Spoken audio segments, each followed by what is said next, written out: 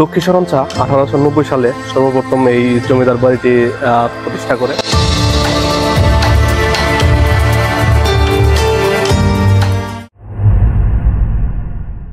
Hello Bangladesh, আমি শরীফুল শুভ আপনাদেরকে স্বাগত জানাচ্ছি চট্টগ্রামের হাটহাজারী উপজেলার নন্দীরহাট থেকে। আমি যাব হলো নন্দীরহাটের বিখ্যাত জমিদার বাড়িতে। আশা করি ভালো লাগবে, দেখতে থাকেন।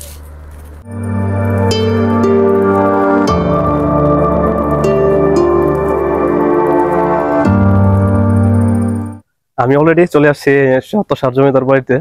এই যে আমার পিছনে যে বাড়িটি দেখতে পাচ্ছেন ধ্বংসস্তূপের মতো, সেটাই হলো সেই বিখ্যাত সত্যসার জমিদার বাড়ি। এই জমিদার বাড়িটি সর্বপ্রথম প্রতিষ্ঠা হয় হলো 1890 সালে। লক্ষ্মীশরণ শাহ তার জমিদারির প্রভাব প্রতিপত্তি নিদর্শন হিসেবে 1890 সালে এই জমিদার বাড়িটি তৈরি করেন। ঝুঁকিপূর্ণ হওয়ার কারণে অলরেডি জমিদার বাড়ির যে জানালা দরজাগুলা বন্ধ করে দেওয়া হয়েছে। দেখেন দেওয়ালের যে পলিস্টার গুলা অলরেডি আমি কাছ থেকে দেখাই।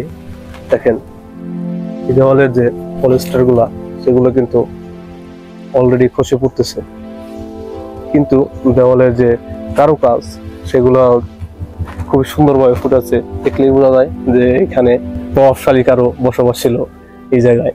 এটা হলো জমিদার বাড়ি ঢোকার প্রথম গেট। আমি যদি একটু দেখাই, দেখেন চলেন আমরা একটু ভিতরের দিকে যাই, দেখি ভিতরের দিকে কি অবস্থা। এদিকে ঢোকা, এইখান দিয়ে ঢুকতে হবে।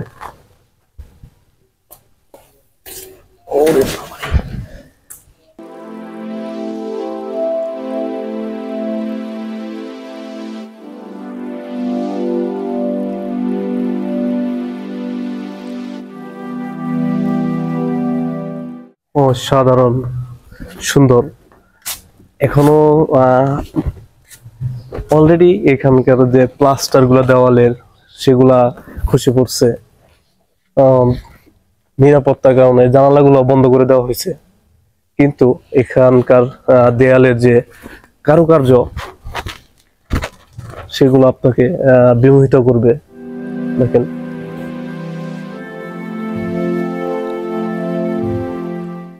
আমার পিছনে যে দ্বিতল বিশিষ্ট ভবনটা দেখতে পাচ্ছেন, এটা মূলত কাছারিঘর হিসেবে ব্যবহার করা হতো।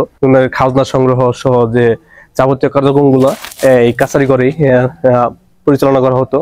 আর কাছারিঘরের ঠিক সামনেই যেটা দেখতে পাচ্ছেন, কাছারিঘরের সামনেই যেটা দেখতে পাচ্ছেন সেটা হলো মূলত জমিদারদের বাসভবন। দেখেন এখানে এখনো দেওয়ালগুলা প্লাস্টার খসে পড়ছে, ধ্বংসস্তূপের মতো দেখা যায়, কিন্তু এখনো যে এখানকার যে কারুকার্যের যে সৌন্দর্যগুলা সেগুলো আসলে এখনো রয়ে গেছে। দেখেন কত সুন্দর কারুকাজ করা, অসাধারণ সুন্দর এই কারুকাজগুলো এখনো সেগুলা তাদের যে প্রভাব প্রতিপত্তির নিদর্শন হিসেবে রয়ে গেছে যুগের পর যুগ। এটা দ্বিতল বিশিষ্ট কাছারিঘরের ঠিক সামনে এটা হলো তাদের বাসভবন। আর এই পাশে যে গম্বুজটা দেখা যায় কিনা, ওই গম্বুজের মতো ওই যে দেখা যায়, এটা ছিল তাদের মন্দির। এখানে যে জমিদার রাজারা ছিল তারা এখানে তাদের পূজা অর্চনা গুলা করতো এই পাশের মন্দিরে। নিরাপত্তা ঝুঁকির কারণে এটার ভিতরে ঢোকা নিষেধ, বা কাউরে ঢুকতেও দেয় না এটার ভিতরে। বাইরে থেকেই এই জমিদার বাড়ির যে সৌন্দর্য সেটা উপভোগ করতে হয়। দেখি আমরা সামনের দিকে আরো কিছু দেখা যায় কিনা। তালা দেওয়া, এখানে এই দরজাটা তালা দেওয়া, পিছনে একটা দরজা আছে এইটাও তালা দেওয়া। ঝুঁকিপূর্ণ হওয়ার কারণে ভিতরে উপরে যাইতে দেয় না এখানে। আমরা এখানে বের হলাম। আর এই কাছারিঘরের ঠিক সামনেই দেখেন এটা হলো পুকুর পাড়। কত সুন্দর পুকুরের ঘাটগুলা বাঁধানো,